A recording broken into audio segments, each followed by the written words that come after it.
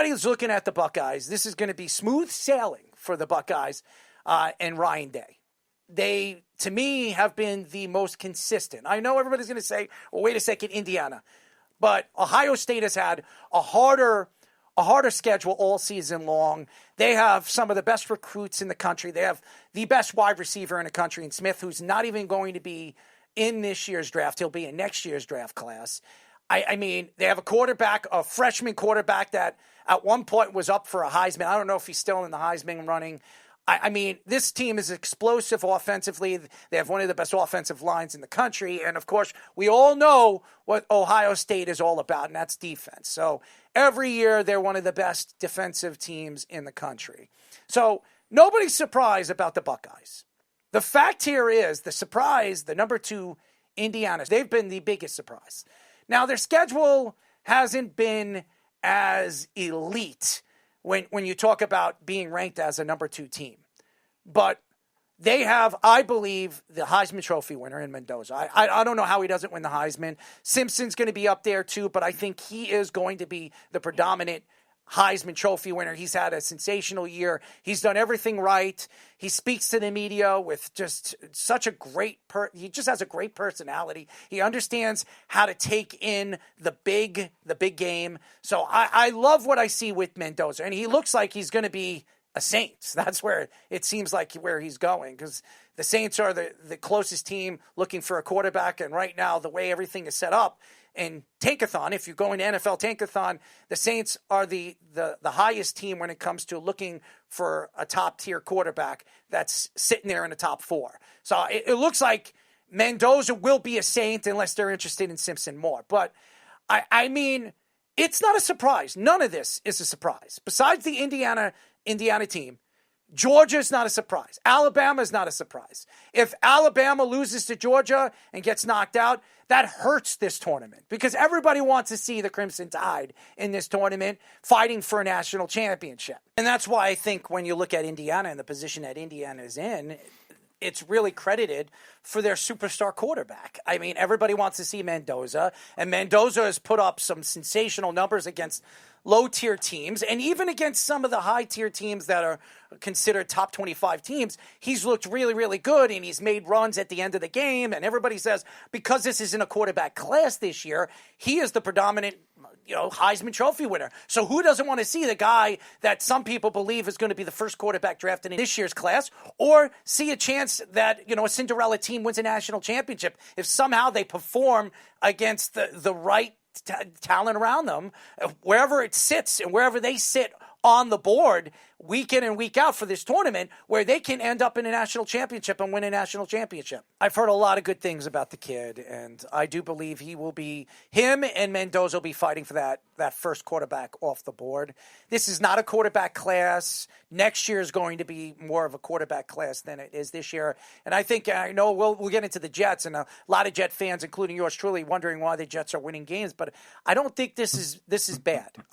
You laugh and you're giggling, but I was talking to somebody that knows a lot about this year's draft and said, listen, if the Jets were drafting in the top 5 or drafting in the top 10, it's not going to make a difference. This class is very... the draft is fickle, Errol. You know that. Yeah. You could have everything lined up, and then all of a sudden that number 2 pick is Zach Wilson. Yeah. And it's not the guy you thought. This class... Or the Giants that one year thought they had Chase Young all lined up. They win that meaningless game, and they fall in the draft, and they end up with Andrew Thomas, who is far better player than Chase. Yeah, I think and that thankfully they did. I wasn't very happy with it, but I'm not upset because you're watching the team starting to play for their coach. And when you see that, you got the right guy in place. If you lost your 2 best players and you're winning games, and games that a lot of people don't think you're going to win, that says a lot about the team and how they're playing for your coach. And that tells me that Aaron Glenn is the right guy. Texas Tech has had a great season.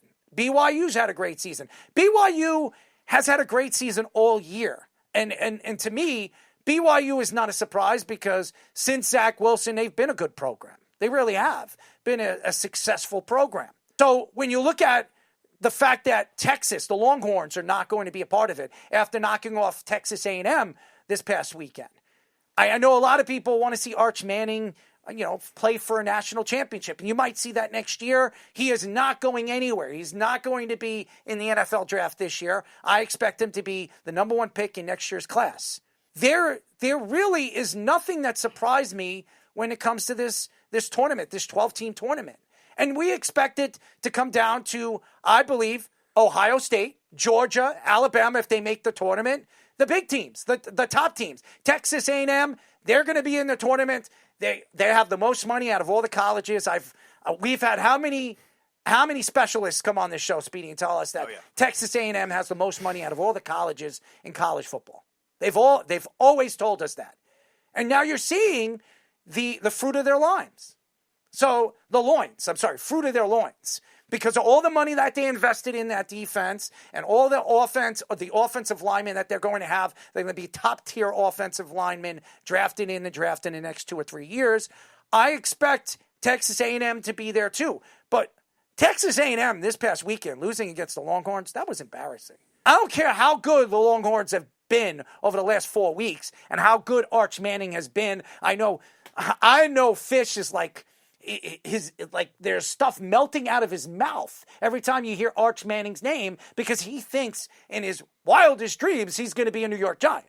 He's never going to be a New York Giant because Jackson Dart will be there for the next 5 to 6 years unless he's an absolute choke artist and Joe Sheen is just a complete moron, which we all already know. The way this tournament is set up, it's set up for the top-tier teams, and it's going to be that way for the top SEC teams.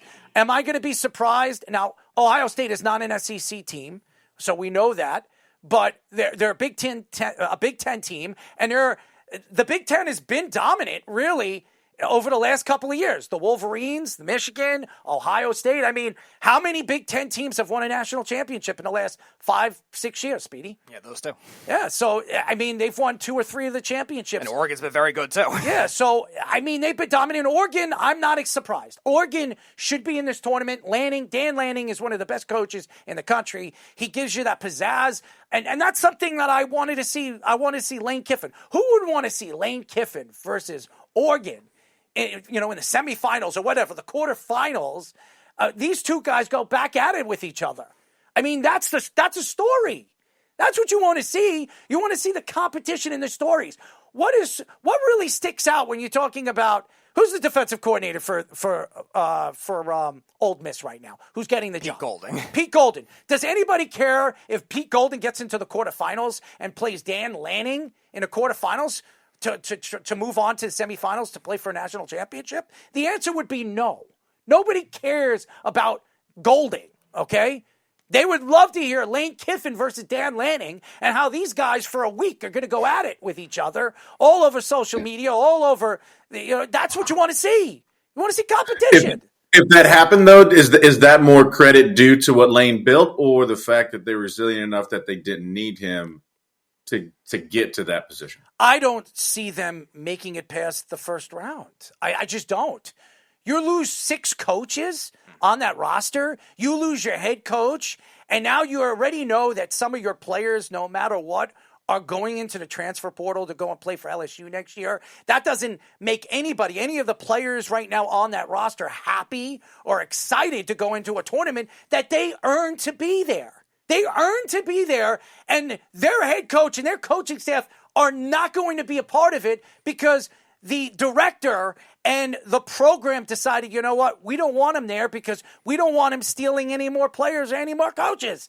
When they already decided that they're going and fleeing to go to coach and go and play for the Tigers. Does that make any sense to you guys? None of it does. And that's what you want to see. That's why the board decided to change this format to make it more exciting, to see these coaches that we have not seen play against one another all season long.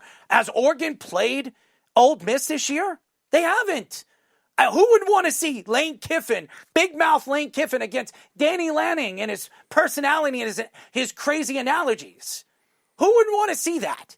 And that's what makes this tournament so fun to watch. That's why everybody loves college football more than they like NFL football, because it's more exciting to watch. And this tournament opens up a wild opportunity to see wild, crazy coaches, players that never got a chance to play against one another, guys that are going to get a chance to meet each other in the NFL and compete at the highest level.